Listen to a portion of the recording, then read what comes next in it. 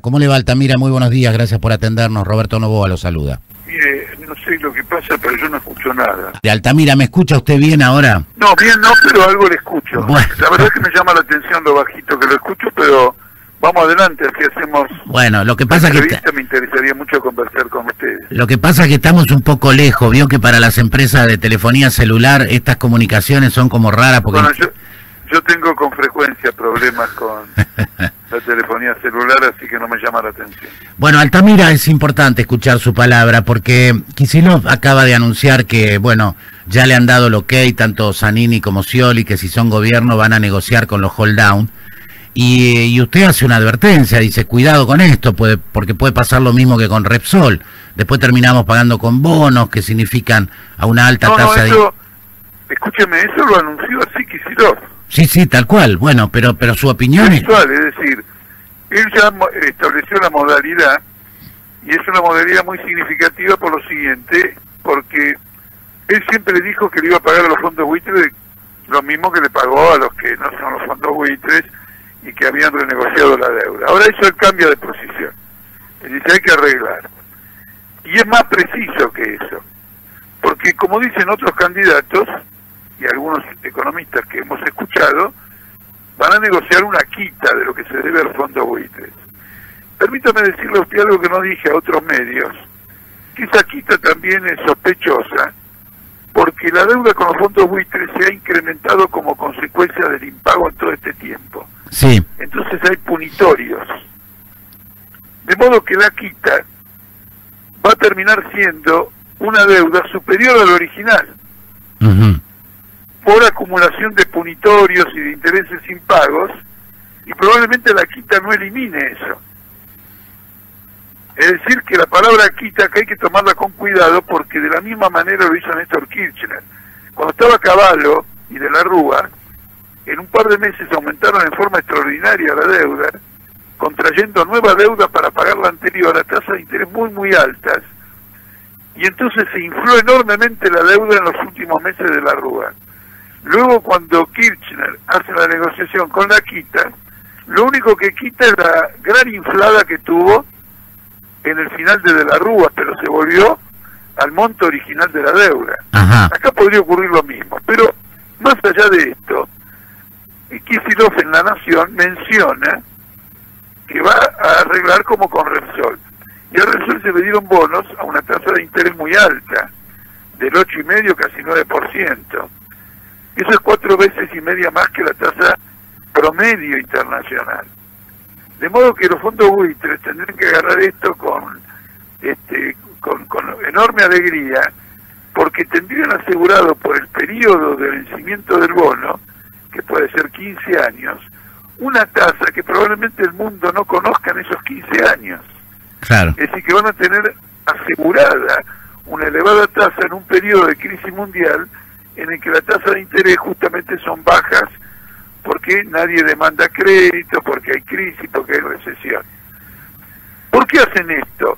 Que es un golpe. Bueno, esto además significaría unos 15.000 a 20.000 millones de dólares de incremento de la deuda externa. Pero el apuro por hacer esto en los primeros 100 días de un futuro gobierno de cualquiera de estos candidatos es que esto le va a permitir hacer la devaluación que están reclamando todas las entidades empresariales. Porque si una devaluación se hace sin haber arreglado con los fondos buitres, podría haber una maniobra especulativa que haga descontrolada la devaluación. Para que no se descontrole la devaluación, pagan con plata que no es de ellos 20.000 millones de dólares a una tasa de interés abusiva a los fondos buitres. Este es el ajuste, la devaluación, el incremento de la deuda en términos usurarios a cambio de nada, porque es una deuda para pagar otra deuda, y fatalmente el tarifazo, porque las tarifas van a ser actualizadas en función de esta devaluación. Esto es lo que se juega en esta campaña electoral, y es para evitar esto que hay que votar al frente de izquierda, porque un voto masivo al frente de izquierda va a ser entendido como un repudio a un ajuste perjudicial para la mayoría de los trabajadores. A ver, Jorge, explíquele un poco a nuestra audiencia por qué es una tasa abusiva entre el 8 y el 10% anual en dólares. Porque Si esta la misma... tasa media es del 2. Exactamente, pero ¿qué países tienen 2? Bolivia, Chile, Uruguay, ellos pueden... No, Bolivia tiene 4. Sí. Chile debe tener 4. No, es una media, es un promedio, por ejemplo Alemania tiene 0. Ahora, si nosotros, Jorge, tenemos mayor capacidad de repago en virtud de nuestra industria, el campo, la minería, las actividades turísticas, ¿por qué tenemos que afrontar una tasa más alta? Porque el país porque así negocian ellos y además porque tienen que pagar, ahora tienen que pagar deuda, el año que viene tienen que pagar deudas, ahora deben comentar algunas, y no tienen los dólares, ya agotaron toda la fuente de financiamiento. Entonces, afuera le exigen una tasa elevada. Han agotado toda la fuente. Le voy a dar un ejemplo concreto. Dele. En los últimos 2 años, las empresas extranjeras en el país no han podido girar utilidades al exterior porque el Banco Central no tiene los dólares. Y entonces han acumulado, el Banco Central ha acumulado con estas empresas una deuda que está entre los 14.000 y 15.000 millones de dólares. Escuchando los asesores económicos de Scioli y demás y de Macri, quieren levantar el cepo para que puedan girar al exterior, pero como no están los dólares, van a emitir también títulos, bonos también por 14.000 millones de dólares, en este caso no sé a qué tasa de interés. Lo que le quiero mostrar es que en realidad han llevado a la economía al borde del colapso y no pueden enfrentar ninguna deuda, y entonces tienen que endeudarse para pagar deuda. En la vida corriente, el que se endeuda para pagar deuda, paga tasas de interés mayores, paga tasas de interés usurarias, porque el acreedor desconfía de la capacidad de pago del deudor. Sí. Pero eso hemos sido llevados por la política económica nacional y popular, y ahora avalada por Macri, Massa y Scioli, en cuáles son los términos de la salida de esto. La salida de esto es devaluación, para que vengan dólares de afuera a cambio de más pesos de los que hoy se pagan, que son 9 pesos, sería una devaluación a 15, bueno, no sé a cuánto, y entonces los que traigan dólares van a tener mayor cantidad de pesos, y el gobierno va a recibir dólares, el futuro gobierno, para pagar deuda externa. Mire, todo esto es una vergüenza porque es una exacción, es un saqueo financiero del país que ha sido precipitado a una extrema vulnerabilidad y que lo van a pagar los trabajadores, no lo van a pagar los banqueros, ni los latifundistas de Argentina, ni la van a pagar los industriales. De ninguna manera ellos van a aumentar los precios y van a asegurar sus beneficios y no van a poner un peso. Imaginemos que ponemos en positivo la pesca, el turismo, las actividades agropecuarias, la minería, encontramos nuevos pozos de petróleo, la Argentina se pone a trabajar en serio. Y salimos al mundo a vender nuestros excedentes. ¿En cuánto tiempo estamos en condiciones de saldar esa deuda que tenemos sin el sufrimiento del pueblo argentino? Usted fíjese que tenemos que pagar una deuda usuraria, vamos a tener que trabajar nada más que para pagar una deuda.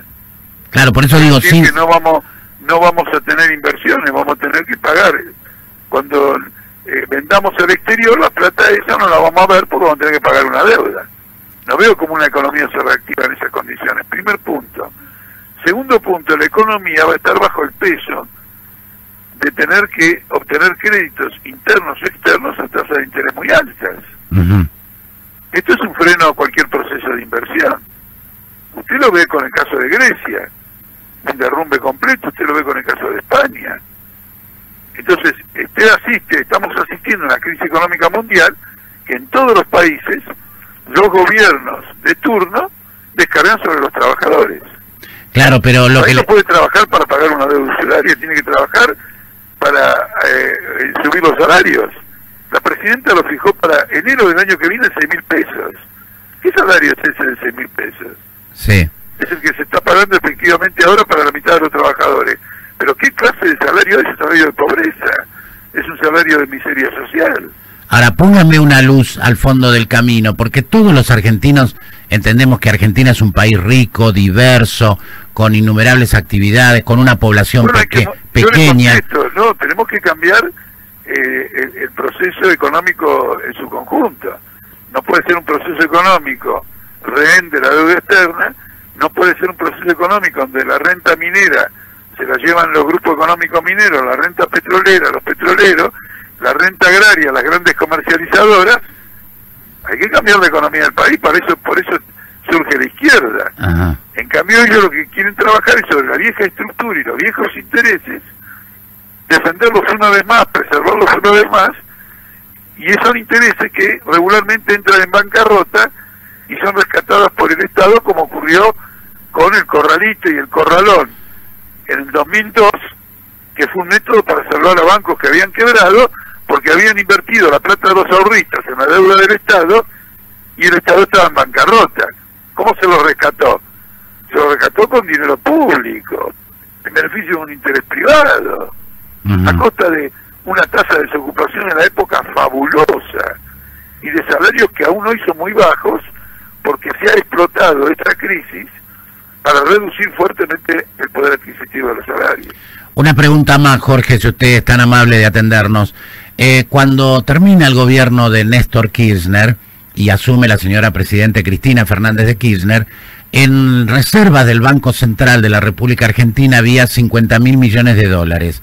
¿Qué pasó con eso, que hoy hay nada más que 26.000, según dicen algunos economistas? Sí. ¿Qué pasó con esa reserva? ¿Dónde fueron a parar? Dice el gobierno ahora tiene el Banco Central que por la energía, bajo la forma de papeles incobrables, se llaman letras intransferibles, le cedió los dólares al gobierno, el gobierno le dio un papelito que se llama letra intransferible, quiere decir que no puede ser negociada en ningún lado, y en este momento, mi querido amigo, esas letras intransferibles suban 70.000 millones de dólares, mucho más que lo que usted dijo que eran las reservas en el año 2007, mucho más. 70.000, pero no valen nada, literalmente no valen nada, porque los dólares se lo dieron al gobierno y el gobierno no tiene condiciones, ni voluntad, ni política para devolver eso al Banco Central. Claro. Por eso hay una inflación fenomenal. Bueno, los que han pagado la deuda externa a través de inflación han sido los trabajadores. Y han entregado 70.000 millones de dólares. Por eso el presidente en un discurso, ya no me acuerdo cuándo, teniendo en cuenta lo que le sacó al Banco Central, al ANSES, al Banco Nación, al PAMI y a la Lotería Nacional, se declaró orgulloso de haber pagado 176.000 millones de dólares de deuda externa. Esto es un despropósito. La deuda externa argentina no generó nada en la Argentina. No es como una deuda que uno dice, bueno, che, tomo una deuda y me compro un auto. Uno dice, bueno, tengo una deuda pero tenés un auto. Tengo una deuda pero tenés una casa. Tengo una deuda pero tenés no sé qué. No, acá las deudas fueron para pagar deudas. Es una deuda usuraria, estructurada sobre la usura exclusivamente. Deuda sobre deuda, sobre deuda, sobre deuda. Jorge, la última pregunta. Afrontamos el domingo las PASO. Se habla mucho de sospechas, sobre todo en el conurbano bonaerense, en la provincia de Buenos Aires, de fraude. ¿Ustedes van a estar atentos fiscalizando la elección? ¿Es posible evitar? Sí, claro, vamos a tener varios miles de fiscales, pero claro, no vamos a poder cubrir todas las mesas.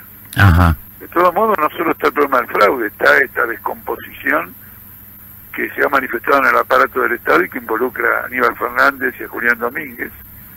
Por lo tanto, va a haber una guerra de punteros entre ellos. Ojo con esto. Acá hay una descomposición terminal de la vieja política. Esto también hay que votar. Quieren mantener esta vieja política con gente ligada al narcotráfico, operaciones políticas armadas para embromar al otro en la semana de las elecciones, punteros que van de un lado para otro, o quieren una nueva política de gente que simplemente es luchadora, que vive de su sueldo y que milita todo el tiempo por una causa que es realmente valorable. Eso también está en votación.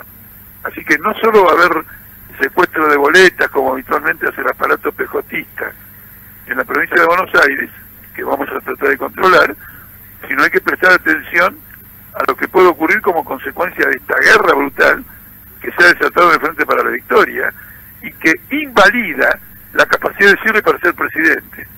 Porque sobre la base de esta estructura uno solamente puede tener un gobierno mafioso. Altamira, muchísimas gracias por atendernos, ha sido usted muy amable. Bueno, muy bien, muchísimas gracias a usted. Suerte el domingo, hasta luego.